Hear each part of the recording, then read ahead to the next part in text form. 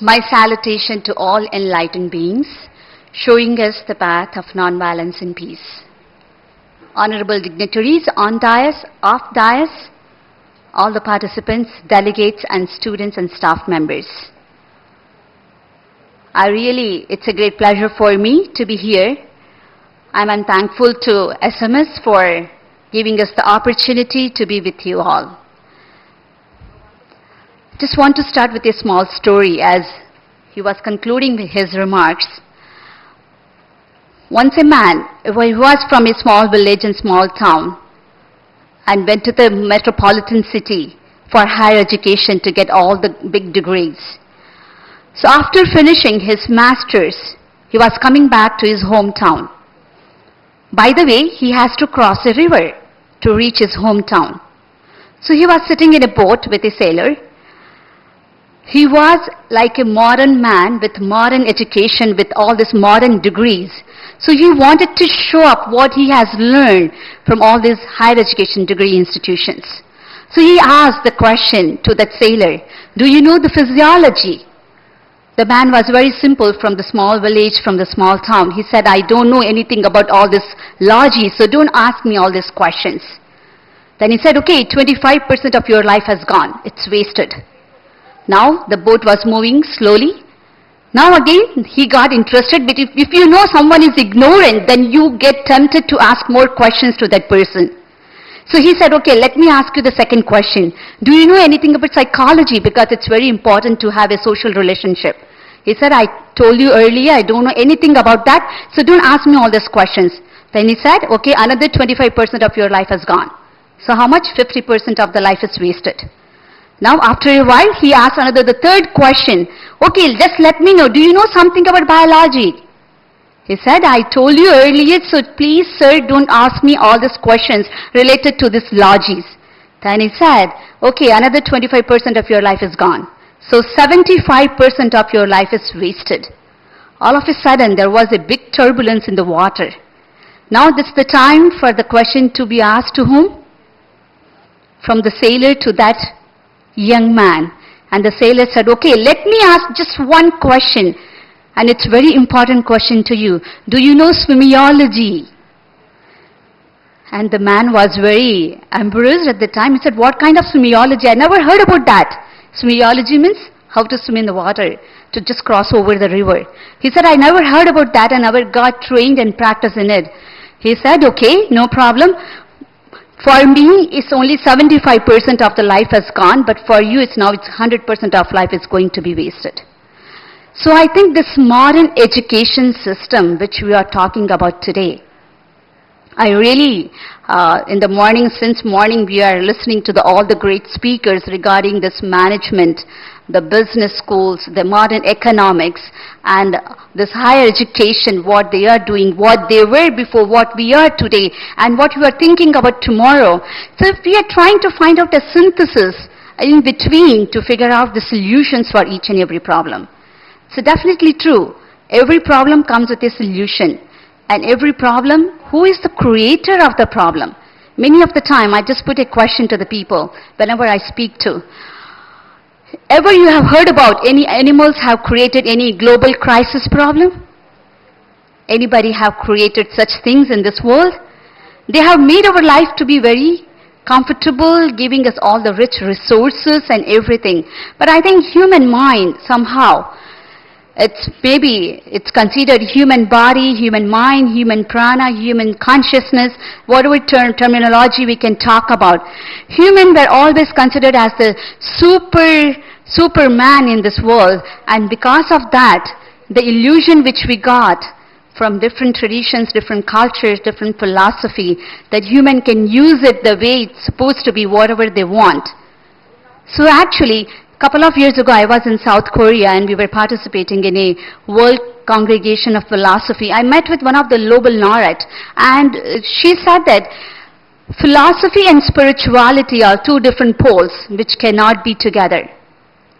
And that was a striking point for me.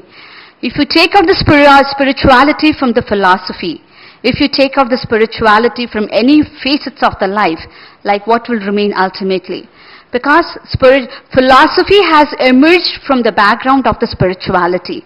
And spirituality doesn't mean that we have to practice any different specific religion system or rituals or beliefs or anything like that.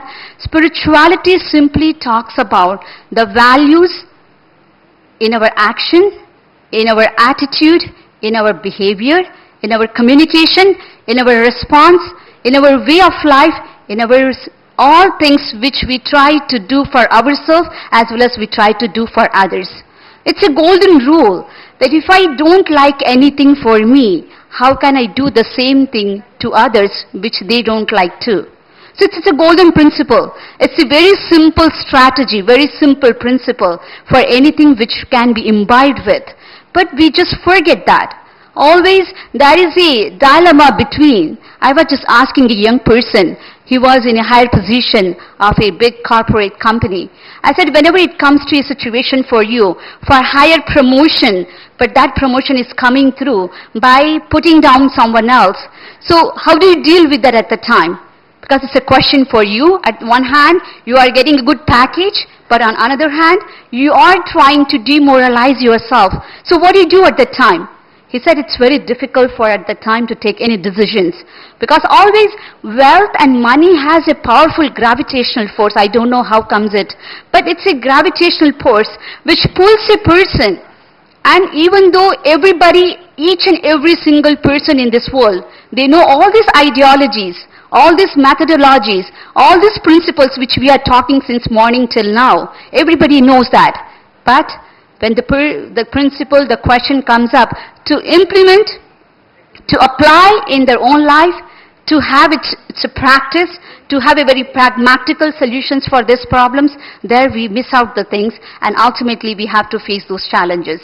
So opportunities and challenges are both simultaneously existing. Now we have to take up that opportunity to meet out all those challenges and finally prepare ourselves to create this beautiful world as a heaven for us, which everybody can have access to all these natural resources. Couple of days ago, I was just reading an article and it was talking about the economic growth which we read every single day about all these GDPs and the percentage of the population which is getting the basic needs are to be fulfilled. The top 1% of the world population is enjoying more than 40% of the resources in this world. So the inequality starts from there itself. Few days ago, I was visiting South India and coming back to New Delhi. As you soon enter into the Delhi, the train goes a little bit slow down. It passes through the slum areas. It was a terrible scene which I watched at the time. It's a small hut and a lady with one son and daughter. 2 kids are sitting nearby to her. There's a bowl. Maybe it's some kind of a food, maybe it's a rice or dal, I don't know, I didn't get it because it was some far from there. And all the 3 were just snatching from each other to just get one piece of bowl in order to feed their stomach. And it was a terrible scene for me, it's so horrible. Like what kind of so-called modernism, modern technology, the modern comforts and then all these modern things we are talking about. Even we are not satisfying these poor people to feed them properly. Few days ago, there was a news that 67 business schools are shutting down. And the reasons we're talking about unemployment, not getting the jobs, or they are not saturated somewhere else, or they were not competent enough to go anywhere else for their good job. So, like, why all this created?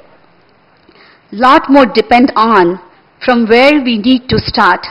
His Holiness Acharya Sri Mahapragya Ji and Acharya Sri Tulsi, to whom I came into contact with, they said the root problem which is coming through from the very time period when a child takes birth in this world. So, at that time itself, each and every parent has a very important role to imbibe those values at the time in the family environment. Normally what happens, when parents are busy, they send to the school, so they feel the teachers will fulfill their job. The teachers will think, okay, it's not our duty, we have to finish the curricula and the syllabus. So they just do the duty what is responsible and needed to them. The child has come back to the home and the parents think, okay, let's go to all the spiritual shrines where come in the contact with the religious spiritual leaders. Probably they will teach my kids. So it's a kind of a cycle, keeps on roaming around here and there, and ultimately nothing is achieved out of it. So it's a global challenge. In this world, we are living in the world of globalization. Globalization has both the aspects, positive as well as the negative aspects. On one hand, it makes people to access to the equity and natural resources, the technology and diversity of the things which they can have. But on the other hand side, it's a monopoly of few people, it's a monopoly of few agents, power, wealth and resources, and they want to dominate to others, and ultimately still the challenges are there and we are not trying to fulfill it. I don't want to take your time, and I think we are getting more oversaturated now. Since morning till now we are listening to all these things. So I think each and every individual has to take a step in order to have a paradigm shift.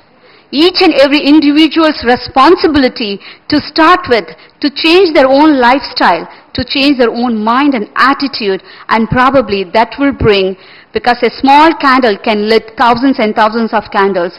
Each and every one of us are like a small candle, and we have to lit our own candle. Probably that will bring illumination to the society, to the nation, to the international level, and overall at the global level. So I think that will be a great solutions for the problems and the challenges which are facing in every aspect of the life. Doesn't matter, it's economical, social, spiritual, ethical.